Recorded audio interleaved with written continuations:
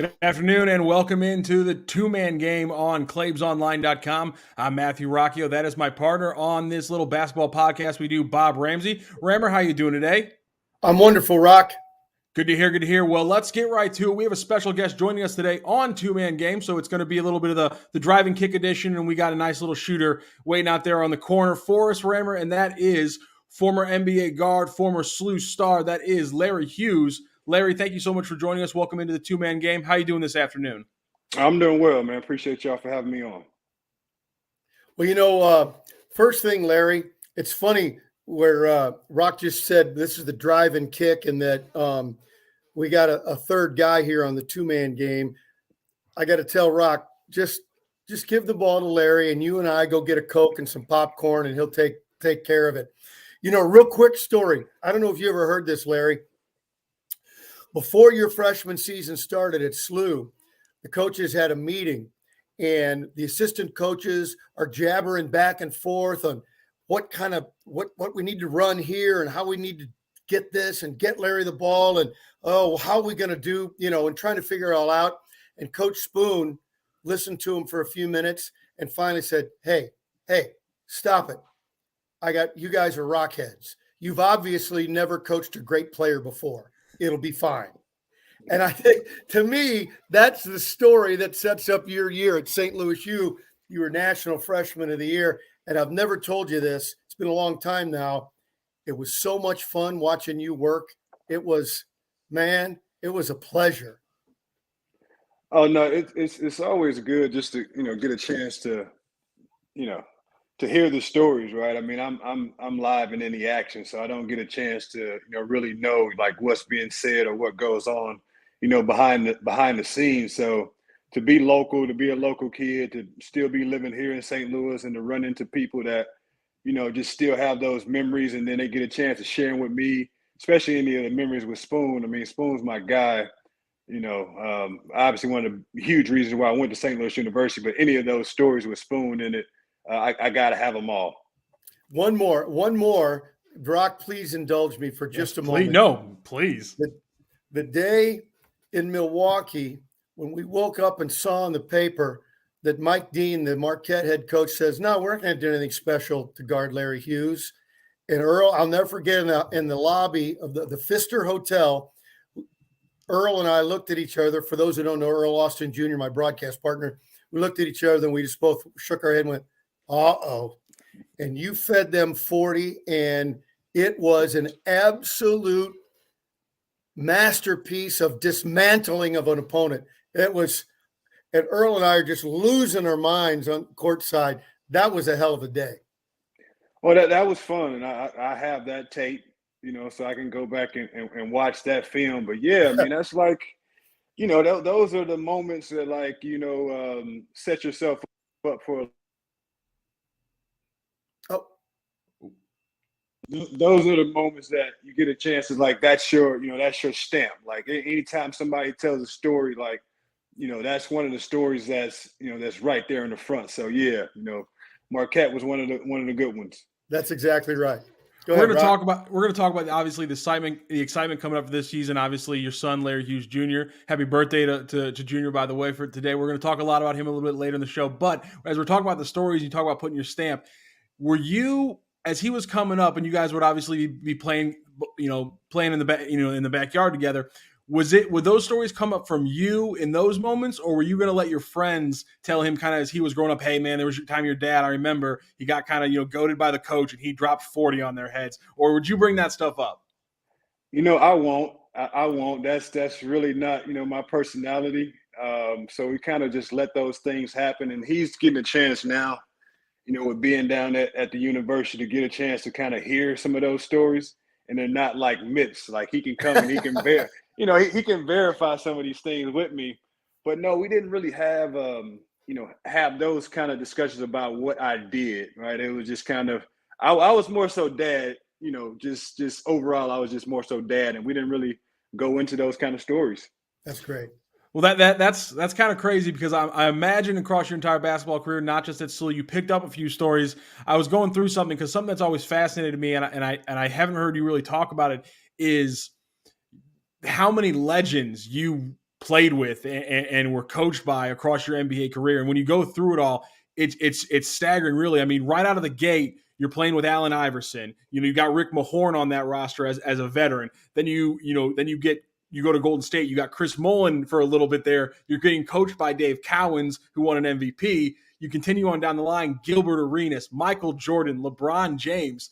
How amazing was it just throughout your career to just cross paths with just so many legends?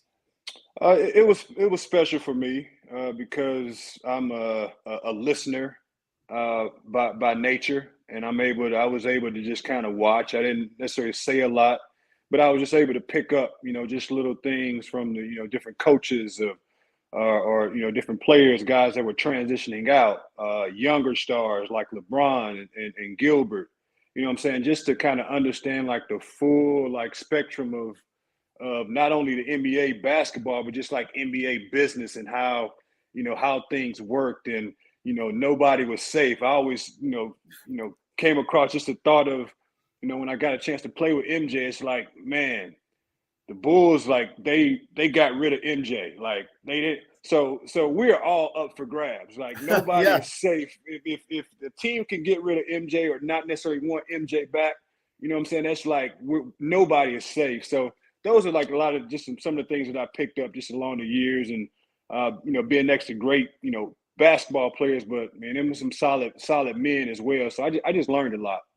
That's interesting how a professional has to balance knowing that, you're a commodity and they can move on from you at any time.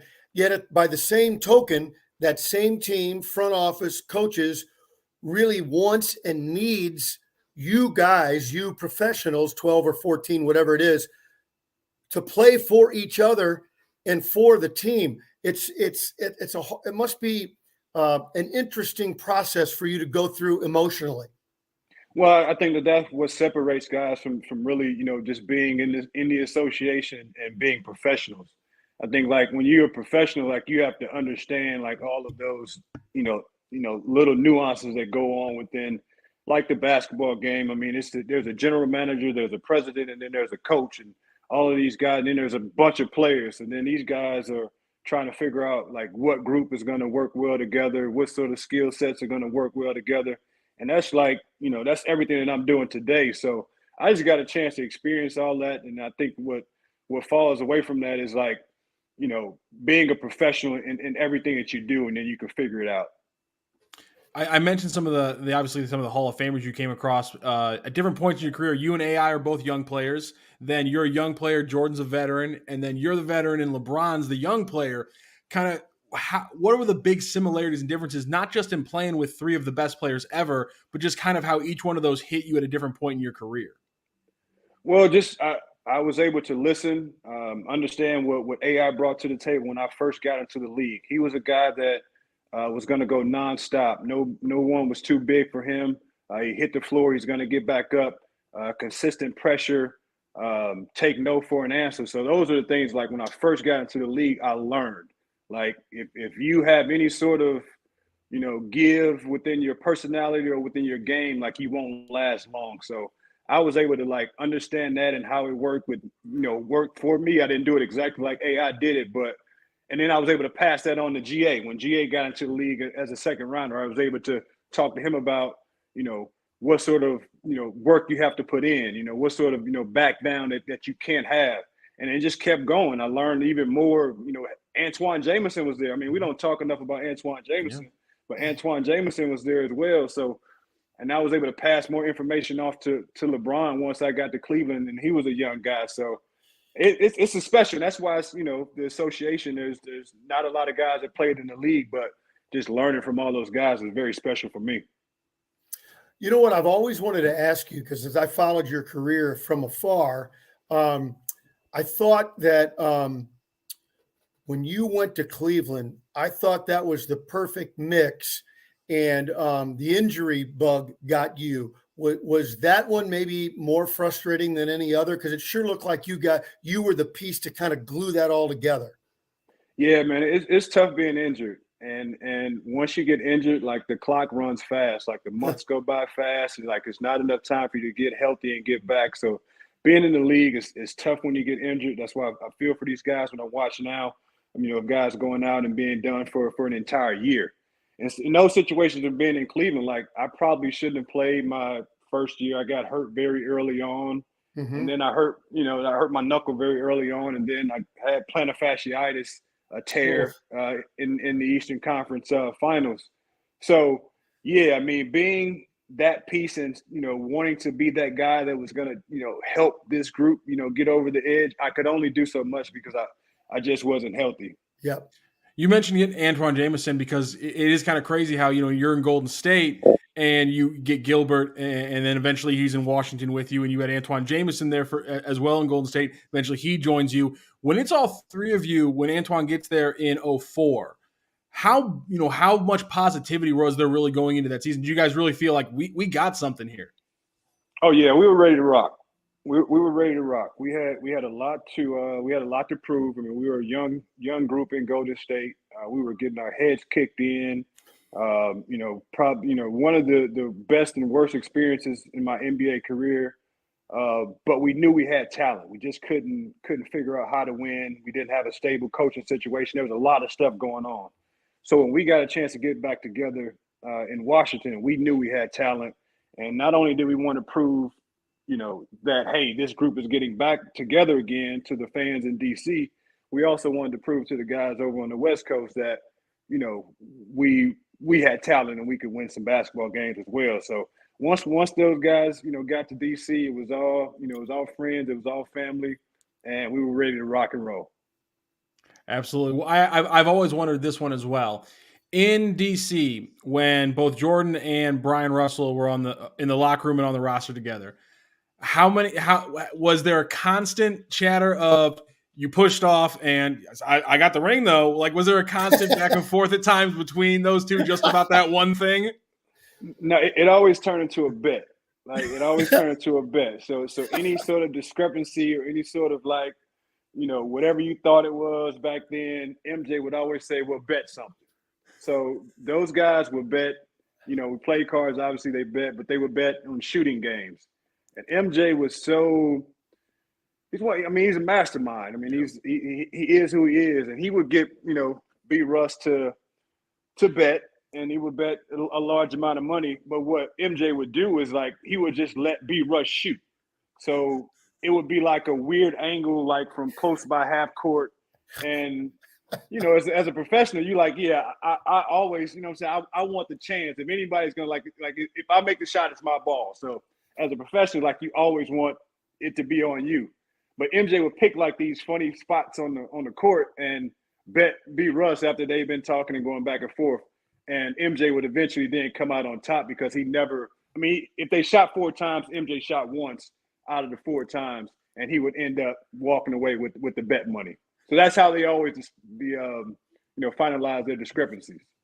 I love that. Did you see? Is it a common trait among the great players just being cold-blooded when the moment is there, to not get too high and to know this is the moment you're supposed to be in? Yeah, I think so, because the great players or the really good players, even the good players spend a lot of time preparing and a lot of time putting themselves in, similar situations. And, as a professional, even at my level, I'm talking about I'm prepared for this. No matter what situation it is, whether the clock is at zeros and I have to go up and make 2 free throws just to tie the game, I feel like I put myself in that position in my preparation that, hey, give me the ball, let's do it. So I think, most professionals are going to rely on that preparation to get them by.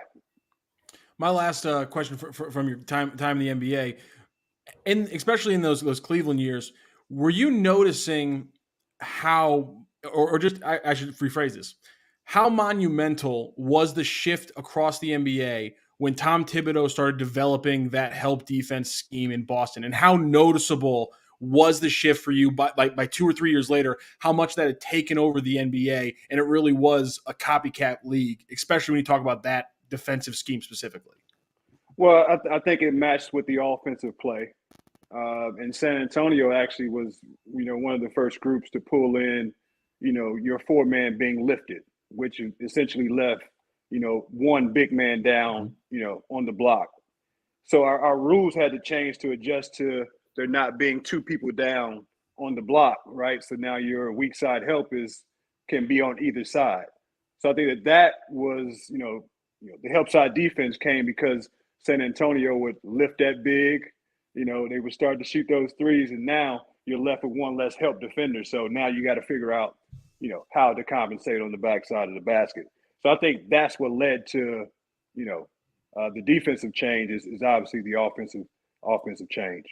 And then just off that, how much did Orlando then going hard with kind of, being 7 or 8 years ahead of time and go with that hard 4-out heavy 3-point shooting? Was that connected maybe with what was going on in San Antonio and Boston? I think so. I think San Antonio's tree is very large. I think that those guys always allow assistant coaches and things of that nature to come in and watch and view what they're doing. But I completely, believe that it came from San Antonio and Pop and their reach of going across overseas and watching the game being played, because Mike Brown brought that, same sort of concept and that same sort of offense to Cleveland when he came obviously coming from San Antonio as well. So, yeah, I think that all of these guys, it's definitely a copycat league. The rules evolve. The players get even better. We figure out how to cheat the rules both on offense and on defense. So, yeah, we're just following the next trend. And right now that trend is spreading the floor and shooting a bunch of threes and not necessarily, having two dominant big men like it was when I was playing. I want to shift gears and talk about one trend that never changes as parents being proud of our kids when they're successful. It doesn't even matter at anything. In this particular case, the birthday boy, young Larry, it's his birthday, happy birthday, and being proud of him going on his own and creating a basketball career for himself. Before we get to the SLU part, tell me about his developmental years and working with him, because that's one thing we all see at SLU practices. Larry Hughes Jr. knows how to play basketball. Yeah, I think that was always the mindset, and that was always our thought process, growing up, is understanding what skills can keep you on the floor on any team at any level. And that's your basketball IQ, knowing how to play the game, obviously, and your ability to shoot the basketball and obviously defend. So those are the three things that we always talked about, things that can keep you on the court and also get you on any team that you ever wanted to play on. So I think that early on, he had the understanding of, I don't need to be the star. I don't need to always handle the basketball. I need to play multiple positions. I need to understand what being a good teammate is. I need to know that the pass is faster than the dribble. All of those things that, from a professional standpoint, that a lot of kids don't think that they need. I was making sure that he understood that that's what he needed. Well, he understands it. Let me give you one quick story about at SLU practice a few days ago, a couple of weeks ago, actually. This is how cool it was and how everyone appreciated his effort. Scrimmage, back and forth, guys doing whatever. Ball gets loose, and inter-squad scrimmages can get pretty intense because you're all fighting for minutes and all those things. A ball squirts out on the floor, out toward the head of the key. Larry, from down near the block, because it had all got jammed in, you see a big pile of guys and diving out and diving, 10 feet out, diving on the floor, corralling that loose ball. Both sides of the scrimmage, blue and white, all ran over to pick him up, and the coaches are all fired up. And those are the moments where guys start, you talked about making your stamp. Those are the kind of moments that make a young player create a spot in a new roster. Oh, yeah, for sure. I think that creates trust. That creates trust within your teammates, your coaching staff, that, hey, if there's a 50-50 ball, if it's a 35, 65 ball or 70-30, you're going to go and take your chance to get that ball because you want to make sure that you get that possession for your team. He is one of those players. Like, I don't have to worry about him being a team player, being sometimes I have to coach him a little bit to be a little bit more selfish, to use his abilities to accomplish the goals that he's trying to accomplish. But as far as coming into a new team, coming into a new environment, I think he's a player that is always going to do what's necessary for the team to be successful. And I think that's his advantage in some ways. Absolutely. Larry, thank you so much for joining us today. We took up a little bit more of your time than I promised, but thank you so much. That was an incredible conversation. I have to say that I was a late comer to the game of basketball, and it was around 2005 when a friend of mine tried to get me interested by telling me, watch this guy LeBron James, and I think you'll be interested. There's a St. Louis kid on his team. And to be 100% honest with you, I started watching the NBA because Larry Hughes was on the Cleveland Cavaliers with LeBron James. That was the reason I started watching the NBA, and I eventually fell in love with it. So this right here, to get to interview you and talk about your time in the NBA, had I known it was going to happen back in 2005, I wouldn't have believed you. So thank you so much for joining us. It truly was kind of a dream come true for me to do this. No, I appreciate it, and I think that's how things happen. I mean, that's the beauty of basketball, is making those connections. Only the connection that was made was through St. Louis, and then that brought in a larger, love for the game. So happy that I can do what I can do. I appreciate you guys. Absolutely. I'll see you at Chaffetz, Larry. All right, yes, sir. Absolutely. Thank you so much, Larry. Have a great day. There he is. That's Larry Hughes, former NBA and SLU guard. That was absolutely incredible. And like I said, that's how I got into the NBA was 05, 06, 07, that Cleveland Cavaliers team, and somebody telling me, hey man, there's an NBA, there's a St. Louis kid out there you can watch. And it really is. I didn't get a chance to ask him about it, but it had to be special in his career. At different times in his career, when he's younger, he gets to play with Jihadi, who obviously same draft year, coming out of St. Louis. And then later on in his career, when he's on the Knicks, David Lee's on his team as well. And I had to think, just that journey, and now as an adult, to see the Tatums and the Beals come through, and now have his son at SLU. That just, I mean, you can't get more borderline Hollywood than that kind of progression. Yeah, and one thing begat another, and there have been some good St. Louisans over the years that have played in the league. And I'm going to go back before we get too far down a tangent. And Earl Austin, who will be a frequent guest with us, can talk to you about sort of the rebirth of AAU basketball, or certainly the St. Louis Eagles taking it to the next level. And all those guys got it started with Bonner and those guys, and then to Jahidi White and Larry and on through. And now we see Jordan Goodwin make the roster of the Wizards, and there's going to be more guys coming through that are going to be professionals. You see on the Billikens today. I don't know how many are going to play in the NBA, but I know a bunch of those guys are going to make money playing basketball.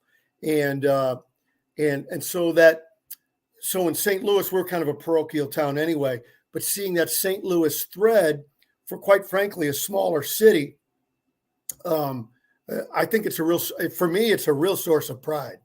Yeah. And like I said, my NBA and love for the sport of basketball is completely and 100% the genesis of it being parochial, and somebody telling me, watch the Cleveland Cavaliers, because not only do they have this incredible young player, but they also got a St. Louis kid. And that's where my love has been born from. And obviously getting to talk to Larry, now about all the history, the Brian Russell and Jordan story was incredible. But also getting to see how excited he was about getting to watch Larry Hughes Jr. And again, we talked about it with Earl on Tuesday. I'll talk about it again now. Him getting those 15 minutes in that exhibition game were shocking to me. And he just keeps standing out. And with him, the ball handling, the shooting, that's all, we're going to see if that's at the level it needs to be right now as a freshman. But we talked about it there, the effort and the defense that's going to come along with that effort, and the teamwork that just naturally going to come, and the trust that he's already building with his team. Those things you can already see are pretty apparent. Yeah, I'm actually already jealous. Not jealous because nobody else can get in there, but Billikens are going to be playing a secret game, one of those sanctioned secret games against a good team here soon. I hope to get a lot of details from it after the fact, but we're 11 days away from the season starting, something like that. Yep. And I can't wait. There's going to be, I'm telling you, in this day and age, nobody's going to win all their games. You're not going to go undefeated. There's going to be some tough losses along the way. but the Billikens have one of the top 4 or 5 toughest non-conference schedules, and they're going to be tested early and often in November and December.